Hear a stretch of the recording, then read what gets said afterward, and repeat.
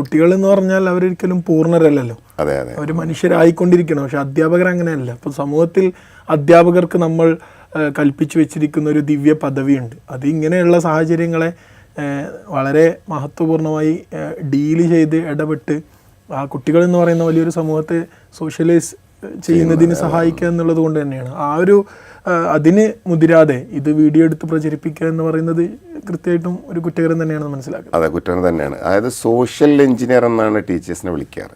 അപ്പോൾ social engineer സൊസൈറ്റിയിൽ ഉണ്ടാവുന്ന പ്രശ്നങ്ങളെ തിരിച്ചറിയുകയും അത് പരിഹരിക്കാനുള്ള മാർഗങ്ങൾ കണ്ടെത്തുകയും വേണം. ഇതിനൊരു പൊതുവായ പരിഹാരമില്ല യഥാർത്ഥത്തിൽ. ഓരോ വ്യക്തിയുടെയും ഓരോ കുട്ടിയുടെയും അങ്ങനെ യൂണിവേഴ്സലൈസ് ചെയ്തുകൊണ്ട് നമുക്കൊരു സാധനത്തെ അവതരിപ്പിക്കാൻ പറ്റില്ല. ഒരു പ്രദേശത്തിന് പ്രത്യേകതകൾ ഉണ്ടാവാം.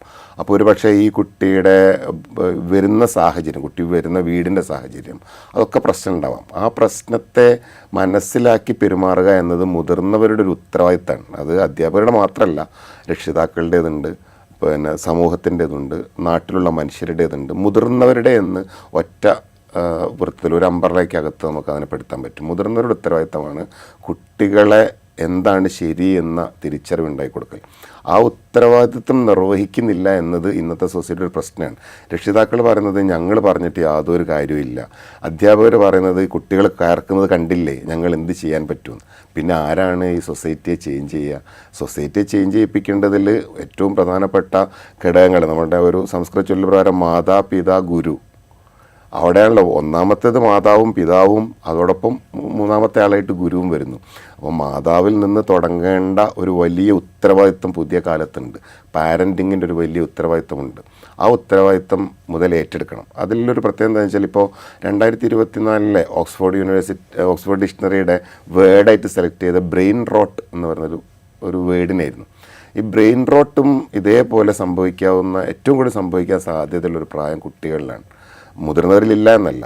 അതിൻ്റെ ഒരു പ്രത്യേകത എന്താണെന്ന് വെച്ചാൽ നമ്മളിപ്പോൾ ഒരു വീഡിയോ കാണുന്നു സോഷ്യൽ മീഡിയയിൽ. ആ വീഡിയോ 7 സെക്കൻഡിലധികം കണ്ടു കഴിഞ്ഞാൽ നമുക്ക് ആ വീഡിയോ, അത്തരം വീഡിയോ ഇഷ്ടമാണ് എന്ന് അൽഗോരിതം തീരുമാനിക്കുന്നു. മെഷീൻ ലേണിംഗ് അങ്ങനെയാണ് തീരുമാനിക്കുന്നത്. പിന്നെ നമ്മളെ നിരന്തരം കാണിച്ചുകൊണ്ടിരിക്കുന്നത് ആ വീഡിയോയോട് റിലേറ്റ് ചെയ്ത കണ്ടൻറ്റുകളായിരിക്കും.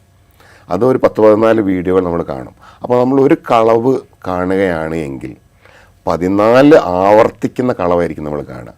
അപ്പോൾ സ്വാഭാവികമായും ആവർത്തിക്കുന്ന കളവുകൾ സത്യമായിട്ട് തോന്നും. അപ്പോൾ നമ്മളുടെ ചിന്തയിൽ, ഈ ബ്രെയിനിൽ യഥാർത്ഥ സത്യം പറയാനുള്ള കപ്പാസിറ്റി ഉണ്ടാവേണ്ടതൊരാവശ്യം മാറും. അതില്ലാതിരിക്കുമ്പം നമുക്ക് എന്താണ് യാഥാർത്ഥ്യം തിരിച്ചറിയാതെ കളവുകൾ, കാരണം സോഷ്യൽ മീഡിയയിൽ ഒരു തരത്തിലുള്ള സെൻസറിങ്ങും ഇല്ല. വേറെ എല്ലാ കാര്യത്തിലും എന്താണ് കാണിക്കേണ്ടത് എന്നൊരു ബോധമുണ്ട്. ഈ ഒരു തിരിച്ചറിവിൽ നിന്നാണ് ഓസ്ട്രേലിയ കുട്ടികളുടെ സോഷ്യൽ മീഡിയ നിരോധിച്ചെന്ന് മാത്രമല്ല 50,000 പൗണ്ടാണ് അവിടെ ഫൈനായിട്ടിടുന്നത്. അപ്പോൾ ഇന്ത്യൻ റുപ്പീസ് വെച്ച് നോക്കിയാൽ 21,23 ലക്ഷം രൂപ വരും. അപ്പോൾ ഒരു കുട്ടി മൊബൈൽ ഫോണിലെ സോഷ്യൽ മീഡിയ ഉപയോഗിച്ചാൽ 21 കോടി ഞാൻ ഫൈൻ അടക്കേണ്ടി വരുമെന്ന് പറയുന്ന പാരൻറ്റ് ഒരിക്കലും ഞാൻ പറഞ്ഞാൽ കേൾക്കില്ല എന്ന മറുപടി പറയില്ല.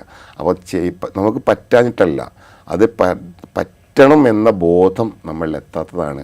അത് അധ്യാപകരിലും രക്ഷിതാക്കളിലും എത്തിയിട്ടില്ല എന്നത് വലിയൊരു പ്രശ്നം തന്നെയാണ്. അപ്പോൾ അതുകൊണ്ട് മുതിർന്നവരുടെ മുഴുവൻ ഉത്തരവാദിത്തമാണ് കുട്ടികളെ ഉത്തരവാദിത്തമുള്ളവരാക്കി മാറ്റുക എന്ന് പറയുന്ന തിരിച്ചറിവ് നമ്മളിലേക്ക് എത്തേണ്ടതുണ്ട്.